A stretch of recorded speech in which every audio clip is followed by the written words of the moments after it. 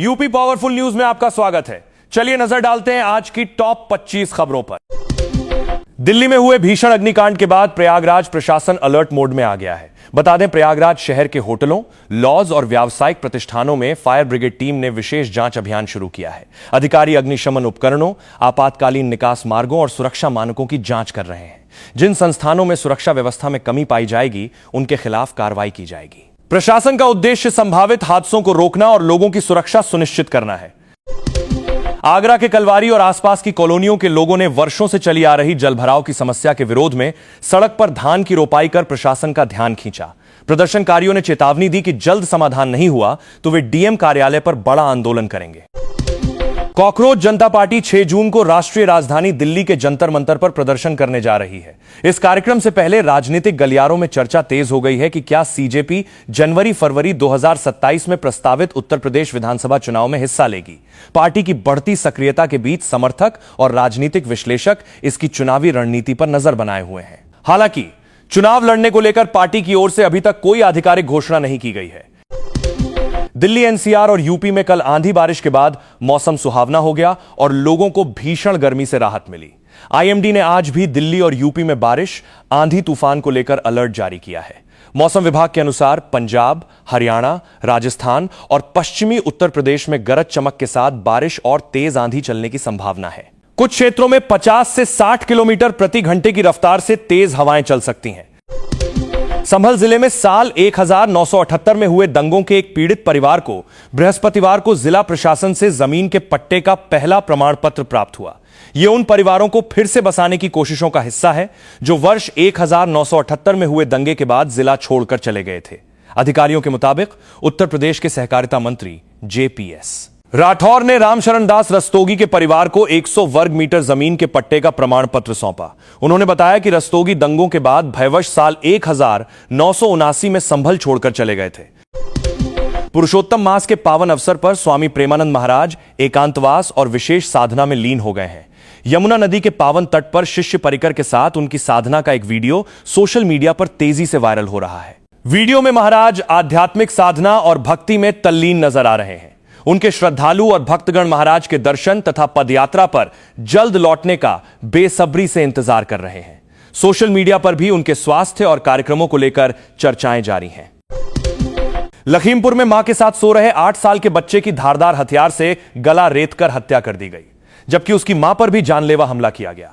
फिलहाल घायल का इलाज सीएचसी में चल रहा है। महिला ने हमलावरों की पहचान अपने चचेरे देवरों के रूप में की है। उत्तर प्रदेश के आगरा जिले में यमुना नदी पर निर्माणाधीन पुल का 53 मीटर लंबा स्लैब अचानक गिर गया। यह हादसा फतेहाबाद क्षेत्र के गांव भोलपुरा के पास उस समय हुआ जब मजदूर खाना खाने के लिए मौके से हटे हुए थे, जिससे बड़ा हादसा टल गया। बताया जा रहा है कि स्लैब एक दिन पहले ही लगाया गया था। क्रेन से दूसरा स्लैब रखते समय यह दुर्घटना हुई। सूचना पर प्रशासनिक टीम मौके पर पहुंची और जांच शुरू कर दी गई है। उत्तर प्रदेश के मुख्यमंत्री योगी आदित्यनाथ के जन्मदिन पर देश भर के नेताओं ने उन्हें शुभकामनाएं दी। सोशल मीडिया प्लेटफॉर्म एक्स पर भाजपा शासित राज्यों के कई मुख्यमंत्रियों ने उनके दीर्घायु और स्वस्थ जीवन की कामना की। वहीं बहुजन समाज पार्टी की राष्ट्रीय अध्यक्ष मायावती ने भी उन्हें जन्मदिन की बधाई देते हुए शुभकामनाएं प्रेषित की। विभिन्न राजनीतिक दलों के नेताओं और समर्थकों ने भी योगी आदित्यनाथ के जन्मदिन पर संदेश साझा कर उनके सफल नेतृत्व और उज्जवल भविष्य की कामना की। उत्तर प्रदेश में शुक्रवार 5 जून से एक पेड़ मां के नाम अभियान की शुरुआत हो गई है।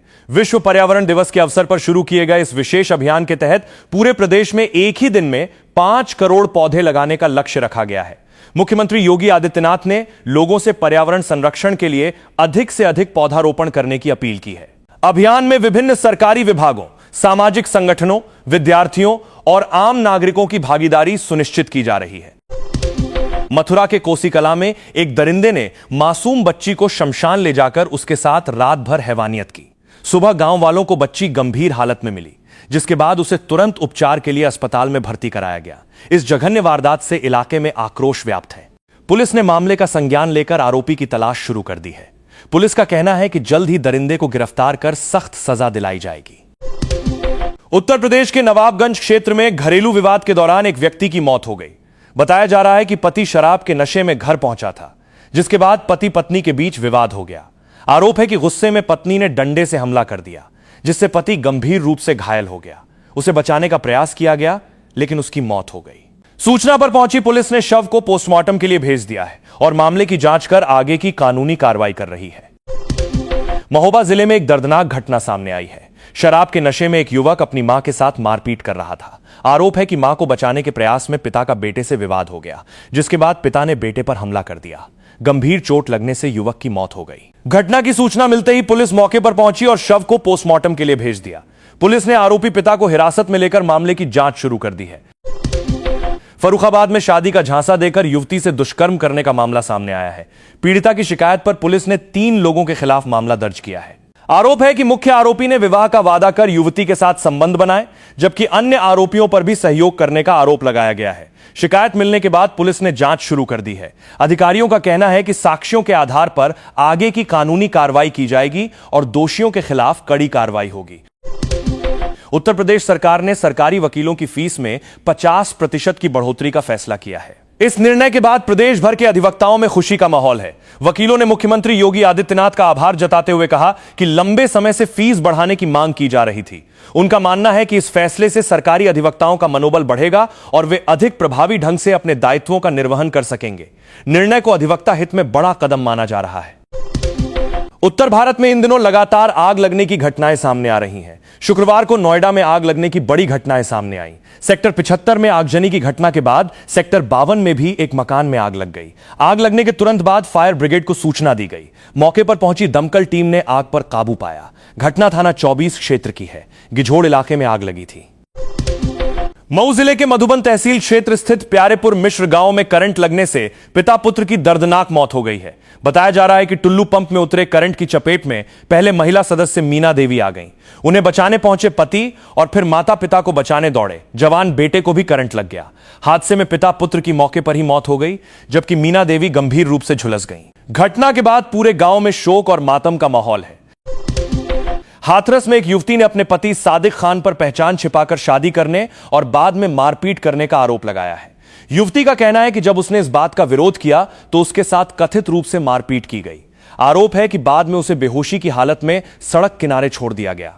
सूचना मिलने पर पुलिस ने युवती को उपचार के लिए अस्पताल पहुंचाया। मामले में शिकायत दर्ज कर जांच शुरू कर दी गई है। पुलिस का कहना है कि तथ्यों के आधार पर आगे की कार्रवाई की जाएगी। गाजियाबाद के विजयनगर स्थित एक होटल में युवती का शव मिलने से इलाके में हड़कंप मच गया। यहां अंश होटल के एक कमरे में संदिग्ध परिस्थितियों में एक युवती की लाश फंदे पर लटकी मिली। सूचना मिलते ही पुलिस मौके पर पहुंची और शव को कब्जे में लेकर पोस्टमार्टम के लिए भेज दिया। एक अधिकारी के मुताबिक शुरुआती जांच में मामला सुसाइड से जुड़ा हुआ प्रतीत हो रहा है। हालांकि पुलिस सभी पहलुओं को ध्यान में रखते हुए जांच कर रही है। वहीं पुलिस ने युवती के प्रेमी को हिरासत में ले लिया है। यमुना एक्सप्रेसवे पर यातायात व्यवस्था को सुरक्षित और सुचारू बनाए रखने के लिए बड़ा कदम उठाया गया है। गौतम बुद्ध नगर जिले की सीमा में आने वाले यमुना एक्सप्रेसवे के पूरे हिस्से को अब नो प्रोटेस्ट जोन में घोषित कर दिया गया है। इसके तहत यमुना एक्सप्रेसवे पर 0 पॉइंट से लेकर 41 किलोमीटर तक किसी भी तरह के धरना प्रदर्शन की अनुमति नहीं होगी। उत्तर प्रदेश के गाजीपुर के नोनहरा थाना पुलिस ने एक युवक को दुष्कर्म के मामले में शादी के मंडप से गिरफ्तार कर लिया और उसे जेल भेज दिया है। दरअसल युवक दुष्कर्म के मामले में फरार चल रहा था। इसी बीच पुलिस को सूचना मिली कि आरोपी युवक बारात लेकर पहुंचा और किसी अन्य युवती के साथ शादी रचाने जा रहा है। पुलिस बारात में ही पहुंच गई और उसके बाद दूल्हे को अपने साथ लेकर वापस लौटी और उसे कोर्ट में पेश कर जेल भेज दिया। उत्तर प्रदेश के अमेठी में बुधवार शाम पड़ोस की रहने वाले युवक के घर बर्थडे पार्टी में शामिल होने गए 16 वर्षीय किशोर की गला काटकर निर्मम हत्या कर दी गई। किशोर का शव उसके घर से करीब 100 मीटर दूर खेत की मेड़ पर मिला। घटना की जानकारी मिलते ही स्थानीय पुलिस के अलावा सीओ और अपर पुलिस अधीक्षक मौके पर पहुंचे हैं और जांच में जुटे हुए हैं। फिलहाल अभी हत्या के कारणों का पता नहीं चल सका। मृतक ई रिक्शा चलता था।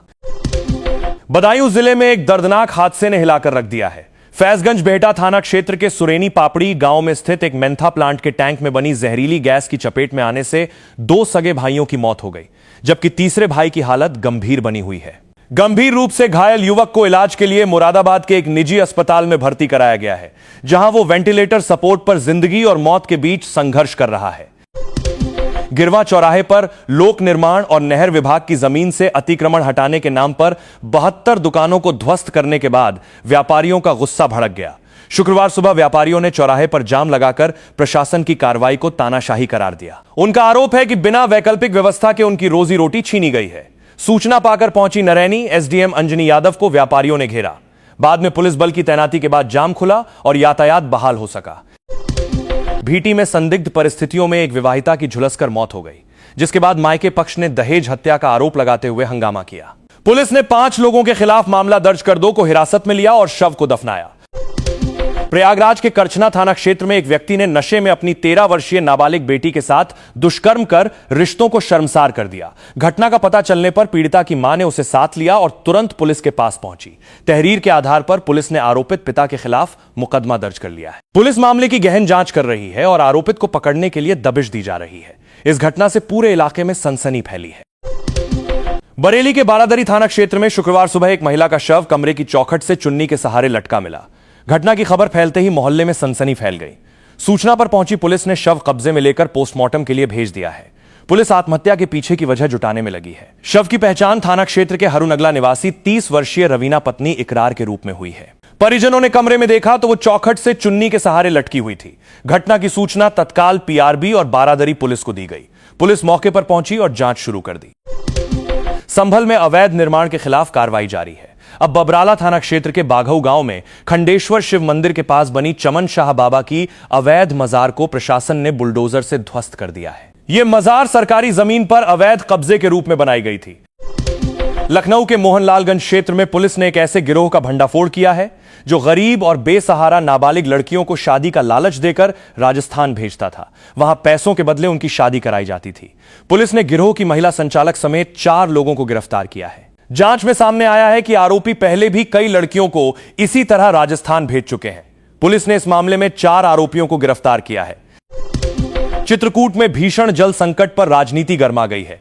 कांग्रेस ने सोशल मीडिया पर भाजपा सरकार को घेरते हुए कहा, अमृतकाल का कैसा यह दस्तूर, प्यासा बचपन बाल्टी उठाने को मजबूर।